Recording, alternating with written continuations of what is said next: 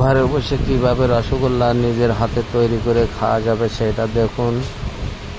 আগে দুধটাকে বেশ গরম করতে হবে। 5 লিটার দুধকে জ্বালিয়ে কমসে কম 4 লিটার করতে হবে। তারপরে দুধটাকে নামিয়ে নিতে হবে। দুধটা হালকা গরম থাকবে, হালকা, বেশি গরম থাকলে হবে না। তারপরে আমাদের ছানার জল, যদি ছানার জল না থাকে তাহলে ট্যাকটিক নামক পাউডার আছে বা ওইটাকে দিয়ে ভালো করে জলের সাথে মিশিয়ে তারপরে দুধের ভিতরে ঢেলে দিতে হবে ছানা কাটার জন্য। দেখো আমরা কিভাবে ঢালছি। ট্যাকটিক নামক সে কেমিক্যালটা, ওটাকে ভালো করে জলে ঘুলিয়ে নিতে হবে। জলে যখন ভালো করে ঘুলে যাবে তারপরে এই পাউডারের জলটাকে দুধের ভিতরে দিতে হবে। এক সাইড দিয়ে, কড়াইয়ের এক সাইড দিয়ে দিতে হবে। এই যে এখন কড়াইয়ের সাইড দিয়ে ট্যাকটিক নামক যে পাউডারটা সেটাকে জলে ঘুলে এখন দুধের ভিতরে দেওয়া হচ্ছে। এটা দেওয়া হচ্ছে ছানা কাটার জন্য। দেখবে আস্তে আস্তে দেখো দুধটা ফেটে গেছে।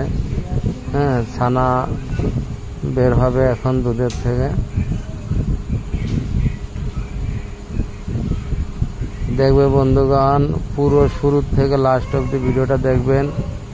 তোমরা বাড়ি বসে নিশ্চয়ই রসগোল্লা বানিয়ে খেতে পারবে। দেখো কিভাবে ছানাটা তৈরি হয়ে গেল। ছানাটা বেরিয়ে গেছে তো সব।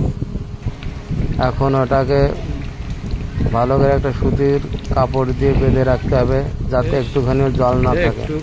জল থাকলে হবে না, ভালো করে নিচড়ে ওকে জলটা বের করতে হবে। ছানার জলটা ভালো করে বের করতে হবে। বের করার পরে এখন ছানাটা বেশ ভালো হয়ে গেছে, জল নেই এক বিন্দু।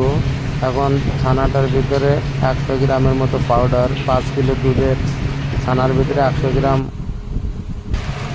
ময়দা দিতে হবে। ময়দাটা দিলে রসগোল্লাটা একটু ফাটে না, জমে থাকে, পাকোড়টা ভালো হয়। আর একটু খাই সোডা দিতে হবে, যেটা মানুষ এই যে খাই সোডা দেয় জিলেবি ফিলেবির ভিতরে দেয়, সেটা খাওয়ার সোডা যেটা বলে সেটাকে দিতে হবে। ভালো করে এটাকে কেটে নিতে হবে। এখন আমরা এই যে এখন গোলাই করছি, সাইজ অনুযায়ী যে যেরকম সাইজ চায় সেই হিসাবে সে গোলাইটা করতে হবে।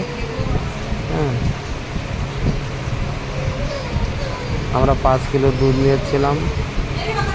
এখন এই গোলাই কমপ্লিট হয়ে গেছে। এখন যে চিনির জলটাকে বেশ ভালো করে ফুটাতে হবে, গরম করতে হবে।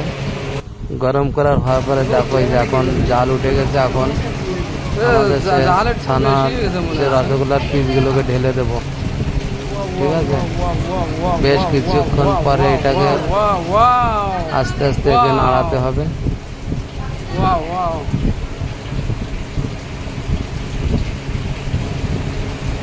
চিনির জল বেশ ভালো করে ফোটাতে হবে। চিনি ঢেলে জলটাকে দেখো লগভগ কমপ্লিট হয়ে গেছে। রসগোল্লা কত সুন্দর কালার হয়েছে দেখেছেন। দোকানের থেকে এটা পিওরিটি পাবেন, ঘরে তৈরি হবে, কোনো ভেজাল হবে না। দেখো হালকা লাল করা হয়েছে।